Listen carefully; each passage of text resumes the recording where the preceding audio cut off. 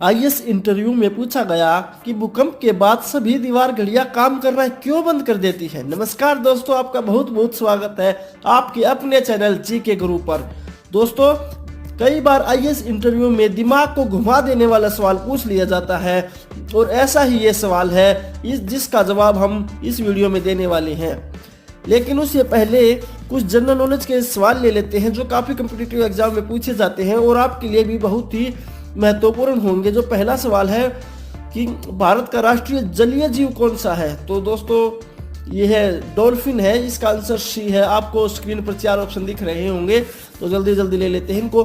भारत का जो राष्ट्रीय पशु है वो बाघ है दोस्तों, और भारत का जो राष्ट्रीय गीत है वो वंदे मातरम है। राष्ट्रीय फल आम है और भारत का राष्ट्रीय खेल है वो हॉकी है।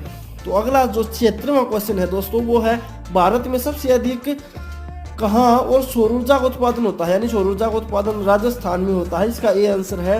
और पवन ऊर्जा का जो सबसे बड़ा उत्पादक राज्य है दोस्तों वो तमिलनाडु है, बी है।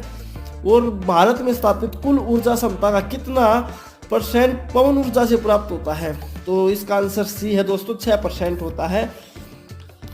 और जो अगला सवाल है भारत में पवन ऊर्जा का विकास कब शुरू हुआ था, तो दोस्तों इसका आंसर बी है, 1990 में शुरू हुआ था। और भारत में ऊर्जा विनियामक बोर्ड स्थापित कब हुआ था, तो दोस्तों ये इसका आंसर ए है, 15 नवंबर 1983 को ये बोर्ड स्थापित हुआ था। तो दोस्तों ये कुछ सवाल थे जो आपके लिए बहुत ही महत्वपूर्ण थे। और आज के सवाल मेन सवाल पर आते हैं कि भूकंप के पश्चात सभी दीवार घड़ियां काम करने क्यों बंद कर देती हैं। तो दोस्तों भूकंप की स्थिति में सभी दीवारें हिलती हैं और सभी दीवारें घड़ियों के पेंडुलम अपना केंद्र बिंदु छोड़ देते हैं, जिसके कारण सेंटर हिल जाता है। यदि पेंडुलम का सेंटर सही होगा तभी दीवार घड़ी काम करेंगी, अन्यथा वह काम करना बंद कर देगी। इसलिए भूकंप आने पर दीवार हिलने से घड़ियां स्वयं काम करना बंद कर देती हैं। तो दोस्तों इसका आंसर था ये कि जब दीवारें हिलती हैं तो पेंडुलम अपना जो स्थान है, केंद्र बिंदु है, उसको छोड़ देता है और जिस कारण घड़ियां रुक जाती हैं। तो दोस्तों अगर आपको हमारी ये वीडियो पसंद आई हो तो लाइक कीजिए, अपने दोस्तों में शेयर करें ताकि उन्हें भी इस जानकारी का पता चल सके।